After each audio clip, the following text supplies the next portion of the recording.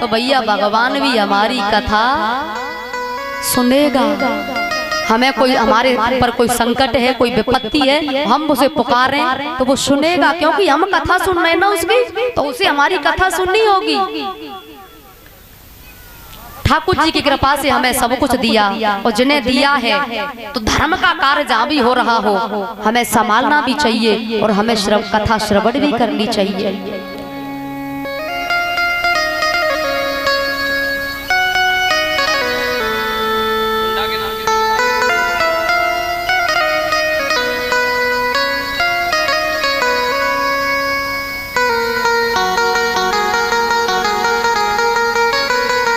और ये पार्वती कुंडा संत बाबा के भक्त हैं ये सभी, और ये गुलदस्ता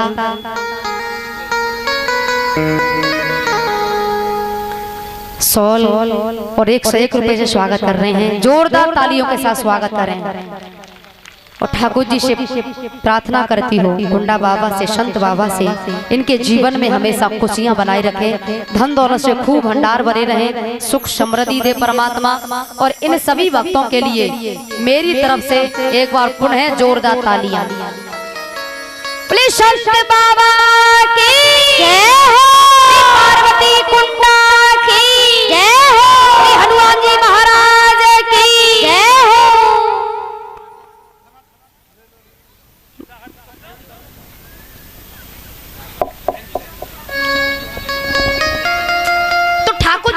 सब कुछ दिया है। एक घटना मुझे याद आ रही है। एक गांव में एक व्यक्ति रहता था भैया, और ठाकुर जी की कृपा, धन की कोई कमी नहीं थी, करोड़पति था, करोड़पति। लेकिन इतना लोभी था कि जिंदगी में अपनी भांजी को भी चौवन्नी दान में दी नहीं। अच्छा लोभी था, लेकिन लोग उसे दानचंद कहते थे। अरे साहब दानचंद आए गए। और हमारे भारत की परंपरा थोड़ी अलग रही है। कोई ऐसा आए रहो है सूखो बिल्कुल पतलो, बातें कहा कहेंगे, हटो हटो पहलवान जी आ रहे हैं, हटो हटो। और वो लोभी था तो लोग बातें दानचंद कहते। अरे साहब दानचंद आए गए, दानचंद। तो बड़ा लोभी था, लोग दानचंद कहते।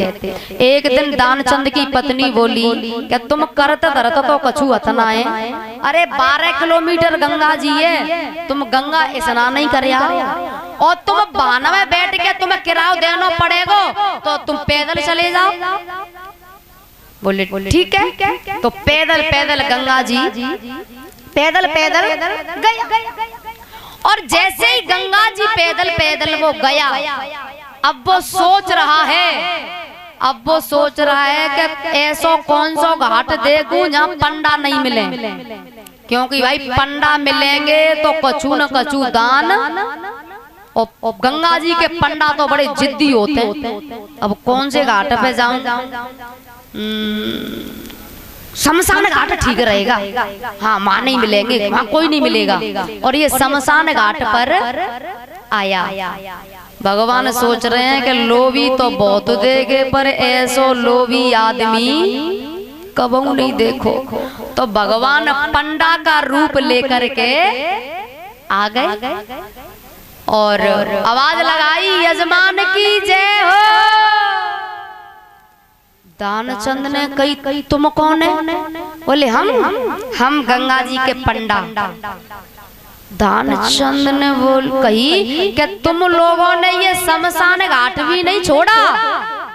अरे नहीं, अब हम यहीं रहते हैं। आप जैसा कोई दानी आ जाता है तो एक एक दो साल के खाने पीने की पूर्ति कर जाता है। और जो भक्त पधारे हैं पार्वती कुंडा, जो कि हर रोज आते हैं, सेवा रही है, और वो सबका स्वागत कर रहे हैं हमारे पिताजी, और सबका कर रहे हैं हमारे जो साथ में बुजुर्ग हैं मेरे साथ जो। तो एक बार मेरी तरफ से पुनः जोरदार तालियां। ठाकुर जी से बार बार यही प्रार्थना, इनके जीवन में हमेशा खुशियां बनी रहे, धन दौलत से परमात्मा भंडार भरे रखे इनके। भगवान से बार बार यही प्रार्थना। बोली कुंडा बाबा की जय हो। बोले हम जैसा दानी? हाँ आप जैसा, हम जैसा। अरे हमने आज तक अपनी बांजी चौवनी दान में ना दई और तुम कह रहे हम जैसो दानी, लेकिन भलाई ना दई। आज तो तुम्हें दान देनो पड़ेगा, राजी नहीं तो भाई गंगा स्नान करवे को फल तो तभी मिलेगा जब पंडा को दान करो। बोले हम आज तक नहीं दो तो अब क्यों देंगे? बोले नहीं आज तो तुम्हें देनो पड़ेगा। तो कही ठीक है, आज दानचंद फंस गया। ठीक है तो उधार संकल्प कर ले और ज्यादा नहीं, एक देला, एक पैसा। ठीक है संकल्प करो, तो एक पैसा एक देला संकल्प कर दिया। और संकल्प करके अब ये पैदल पैदल आया, हारा थका था, शाम का वक्त हो गया था, लेटा था। अब महाराज जब लेटा है तो भगवान पंडा का रूप लेके दानचंद के घर पहुंच गए।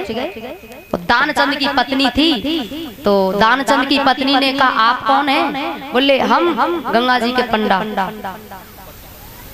और इन भक्तों की तरफ से प्रसाद और है, एक बार पुनः जोरदार तालियां आप सभी भक्तों के लिए। इन भक्तों की तरफ से प्रसाद पार्वती कुंडा की तरफ से, तो आप सभी भक्त प्रसाद भी ग्रहण करेंगे। और ठाकुर जी की कृपा देखो, कुंडा बाबा की कृपा देखो, हमें सब कुछ मिल रहा है। दो दो तीन तीन बार तो प्रसाद मिल लो, और क्या चाहिए? कितनी बड़ी कृपा है हनुमान जी महाराज की। बोली हनुमान जी महाराज की जय हो।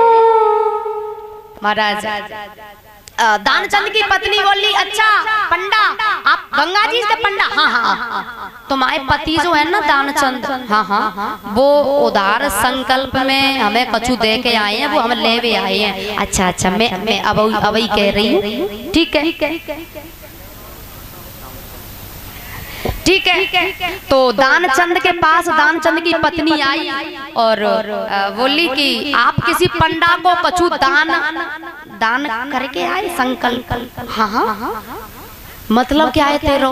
अरे वो बाहर दरवाजे पे खड़े हैं। दानचंद बोला वो यहाँ भी आ गया?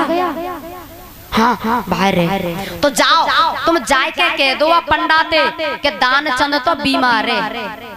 अब बीमार तो थोड़ा है, लेकिन पति ने आज्ञा दी है तो कहनी पड़ी जाए के। और वो बोली कि तुम्हारे यजमान दानचंद तो बीमार है। अच्छा मतलब दानचंद बीमार है? तो देखो हमारे यजमान बीमार हैं, आप ऐसा करो हमें सूखी सामग्री दे दो और हम यही बना लेंगे और हम खा लेंगे, लेकिन जब तक दानचंद ठीक नहीं हो जाएगा तब तक हम जाए वारे। क्योंकि भाई अपनो यजमान बीमार होए तो छोड़ के नहीं जाना चाहिए। ठीक है। पत्नी आई, दानचंद ने पूछी कहा कह रो पंडा?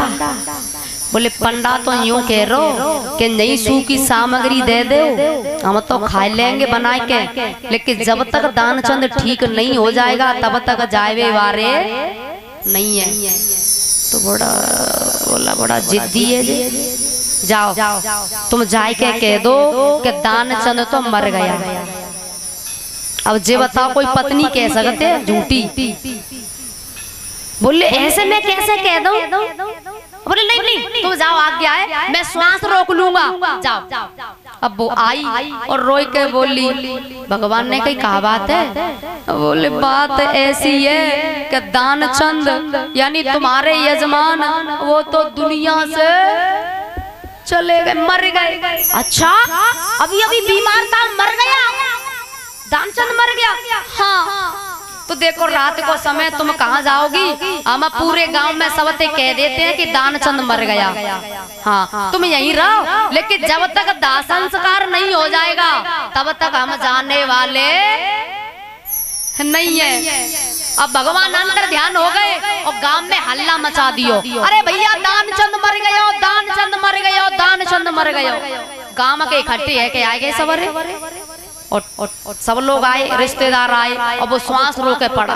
भगवान मन ही मन कह रहे हैं बता एक देला के लिए श्वास रोके पड़ो और कबते श्वास रोके पड़ो। अब वहाँ पड़ा अब महाराज और भी लोग आए। अब हुआ ऐसा कि तैयारी करी, लोग कह रहे भाई तैयार करो लेट है जाएंगे, तो ठटरी बनाई और तैयारी चल रही है। पत्नी रोई रही है, बोले जब मरे ना है, लेकिन गामा कहने के आगे चल रही का क्योंकि वहां तो कितने लोग हैं, एक की चलेगी का।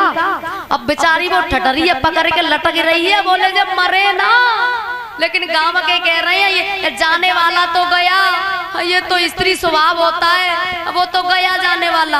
अब वो तो बेचारी हकीकत में रोए रही, हकीकत में कह रही है जब मरे नहीं है, लेकिन कोई माने तब तो। अब लोग बाग ले जा रहे, अब बेचारी वो रोती वही रह गई, लोग बाग ले जा रहे। राम नाम राम नाम राम नाम ले जाए। शमशान पहुंचे, भगवान संग ही चले। तो चिता की तैयारी, चिता में रख दियो। भगवान सोच रहे हैं जे अब मान जाए, अब मान जाए, लेकिन वो नहीं माना। चिता में रख दिया और आग लगाने ही वाले है, बस आग तैयार लगाने ही वाले थे। तो भगवान ने कही भैया रुको रुको रुको। बोले अब क्या बात है?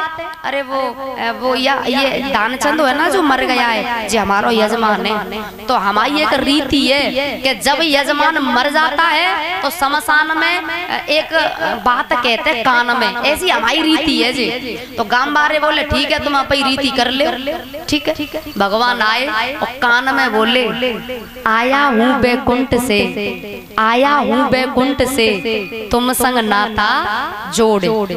तो दानचंद ने सोची बैकुंठ से, तो बैकुंठ थे तो भैया भगवान नहीं आए सकते, भगवान आए। तो मैंने आंख खोली और जैसे ही आंख खोली तो देखो वही पंडा, और जैसे ही वो पंडा देखो तो फिर आंख बंद कर ली, मुझे फिर मांगे आंख बंद कर ली।